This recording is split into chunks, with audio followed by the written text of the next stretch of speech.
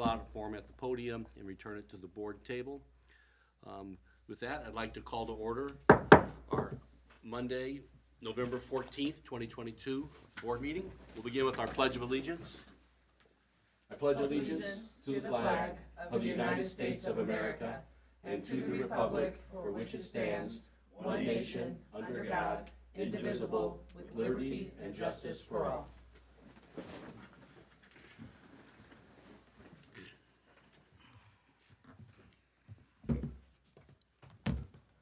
Our mission is to educate, empower, and inspire excellence.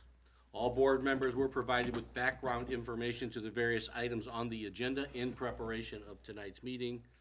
This meeting is being live streamed, so welcome to all those who may be tuning in now or viewing it later on YouTube. We do have our regular public comment forms that are at the board table with Attorney Elwood. Anyone would like to address the board at the end of the meeting on any topic you choose, please fill out the form, return it to the board table to be recognized. We'll begin this evening with our adjustments to the agenda. Are there any adjustments to the agenda from the board? Hearing none, we'll move on to our superintendent's consent agenda. We have the approval of our personnel report for November 14th, our donations report, and facility use request report. Do we have a motion to approve the superintendent's consent agenda? Make a motion. Second? We have the motion a second. Any discussion?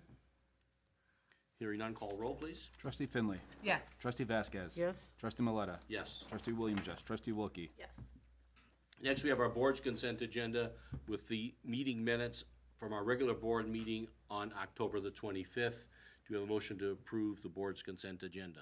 I'll make a motion to approve. Second. We have the motion and second. Any discussion? I have a question. So I noticed that we are hiring some sub-teachers for the district, $90 a day. What are some of the qualifications in the event that we have some interested individuals for this position? So they are required to either have a substitute teaching permit as outlined by the state of Indiana. It does not require you to have a certified teaching license. However, we do pay differently. So if it is a substitute permit, then the dollar amount, let me see here, is $90 currently. And I will be bringing a proposal to the board prior to the end of 2022 to kind of discuss some of our other sub-rates as that one as well. And then also we do also have certified teaching substitute positions, and they're currently paying, instead of the $90 a day, of $100 a day. We have done some studying with others in the surrounding area, and we are looking at some rate changes for those particular positions. We also are going to be having some health assistant substitute positions available, and some other positions as well. But the requirements outlined on the Indiana Department of Education and in our policy, those adjustments were made so that it now follows the minimum requirements with the state of Indiana instead of the 2 years of college credits. Thank you. Thank you. Any other questions or discussion? Call roll, please. Trustee Vasquez. Yes. Trustee Maleta. Yes. Trustee Williams, yes. Trustee Wilkie. Yes. Trustee Finley. Yes. Okay. Next, we have our board reports. Do we have any reports from the board? I just wanted to share one thing about our opportunity to attend the Region 1 Indiana School Board Association regional meeting on November the 3rd. We had a chance to hear from the executive director for Indiana School Board Association and talk about our upcoming 2023 legislative priorities. We have 10, and out of the 10, I'll just name 3, and the rest of these can be found on Indiana School Board Association's website if you want additional information. But we're looking to talk more about the state budget and tuition support this upcoming legislative session, and that's tuition support. We're asking for an increase. Pre-kindergarten program expansion is being sought out. Complexity index, supports for ELL, special education categorical funding, teacher mentor stipends, and attaining teacher pay goals are just some of those topics. Another area that the school board associations will be focused on is around the Indiana Secured School Safety Grant and seeking support to increase our current $19 million to $30 million is what they're going to ask for from the legislative session next year. And then the last area that I like to touch on is around student mental health supports. As we all know, our students came back to school with a lot of non-academic needs that needed to be met. That's the best way for me to say it. And we're looking to ask the Indiana School Board Association specifically is looking and seeking people. I do believe that Dr. Alanez will be one of those individuals going to speak on behalf at the next upcoming session about what we need in order to be able to support this type of supports, advocate for these types of supports for our students and their families. So looking forward to this upcoming legislative session, and I thought it was very important for our constituents to hear about some of the things happening in legislation next year. Thank you. Thank you. I also have a couple of reports. The Education Foundation will be meeting tomorrow, so more information will be shared at our next meeting. The food pantry, if you or anyone else that you know is interested or is in need of assistance from the Portage Township Food Pantry, please contact the trustee's office at 219-762-1623 in order to apply for a referral to the food pantry. You could also check the website and the Facebook page. The distribution, again, I will remind everyone that the times will be from 10 until 12 noon on the first, third, and fourth Thursdays of the month. And on the third Thursday of the month, the distribution will be from 4 until 6. Very good, thank you. You're welcome. Any other board reports?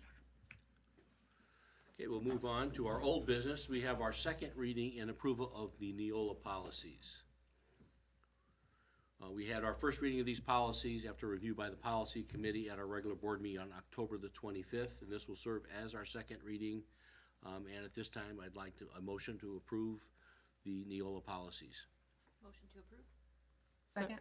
A motion and a second. Any discussion? I would just like to add, President Maleta, that as expected and required, these are provided to our PAT so that they can review them and ask any questions prior to the board's consideration. Thank you. Any other discussion? You call roll, please. Trustee Maleta. Yes. Trustee Williams, yes. Trustee Wilkie. Yes. Trustee Finley. Yes. Trustee Vasquez. Yes. For new business, we have a retroactive approval of an overnight field trip for the Portage High School cross-country finals on October the 28th and 29th in Terre Haute. Do we have a motion to approve the retroactive overnight field trip? Make a motion. Second? With a motion a second, any discussion? How did they do? Does anybody know? We did have one student who participated, was not able to, did not end up placing due to a health issue during that time. Oh, absolutely. We were able to go and wish him well as he was heading out, and of course had the police escort by Portage Police, and it was a great send-off. But yeah, looking forward to his future years. Great, congratulations to the cross-country team. Oh, is he? Should be better. Oh, he's better than my son already. He's good. Yeah, very good. Right? It's time, man. It's all the clock. That's it. That's awesome. Can you call the roll, please? Right, Shauna? Right. Trustee Williams, yes. Trustee Wilkie. Yes. Trustee Finley. Yes. Trustee Vasquez. Yes. Trustee Maleta. Yes. Next, we have our consideration and approval of the ISBA Corporation membership. So as you know, for the Indiana School Board Association membership, it's a one-year termed membership that costs the district $6,250. It runs January 1st of '23 through December 31st of '23. Of course, the power of this membership includes our board's professional development services that are not any additional costs, policy services such as those policies that were recommended and approved for this evening, our legislative services with Julie Slavens and Lisa Tansel, legislative with the legislative team, legal with Julie and Lisa, various events, external communication, networking resources. So there were 35 events in 2022 that were either in person or over a webinar. So opportunities of a total of 102 PGP points that were available, 135 hours of professional development for just that fee. Very good, thank you. Do we have a motion to approve the ISBA Corporation membership? Make a motion to approve. We have a motion second, any discussion? I just wanted to add that the amount for the dues is $6,250 for the year, and it's well worth it. We receive a lot of services, contact information, we can network, just a lot of opportunities for growth and to find out what's going on in the state. They're also very good at answering legal questions if it's a really specialized issue, or to kind of tell us what other districts around the state are doing with the legal issue. So they're helpful in that regard too. Yeah, they're invaluable to a school board, certainly ours, based off of, you know, the professional development receive, as well as the other advice to help with policies, like you say, help with legal services.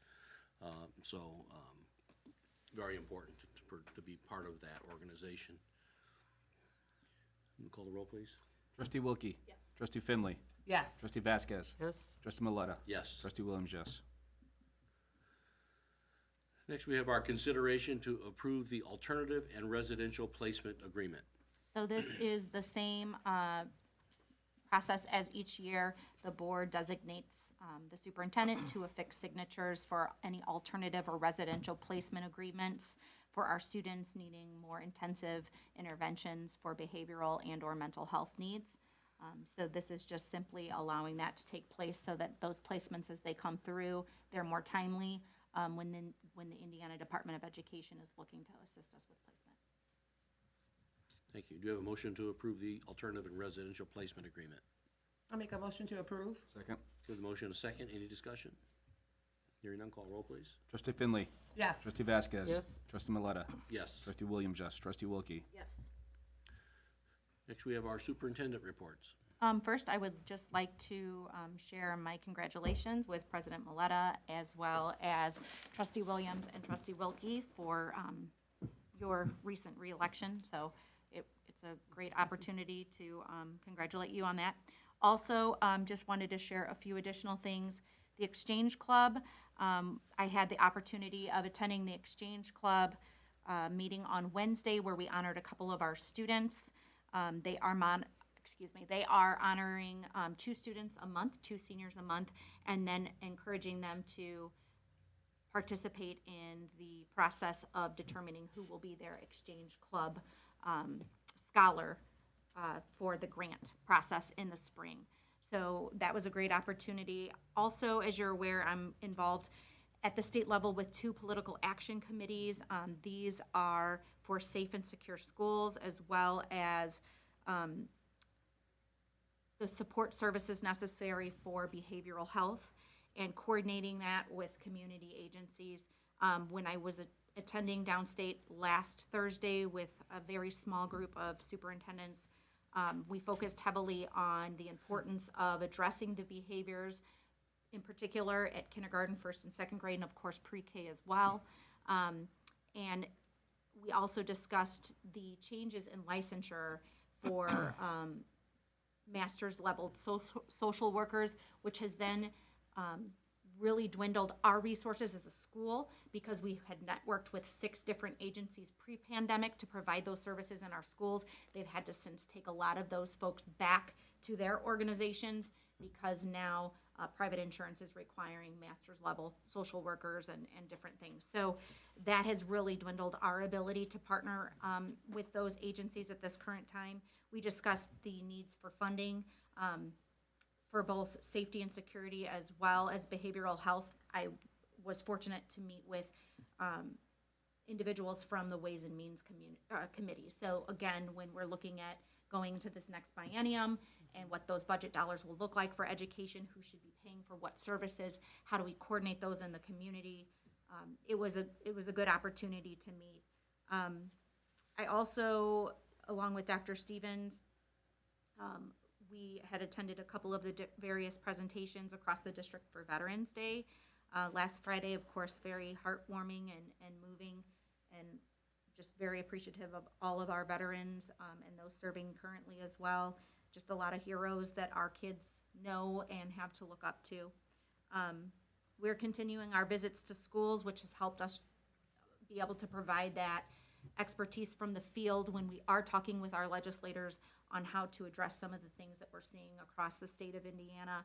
Although we are not alone in this, again, the resources just aren't currently there during the school day as we had pre-pandemic.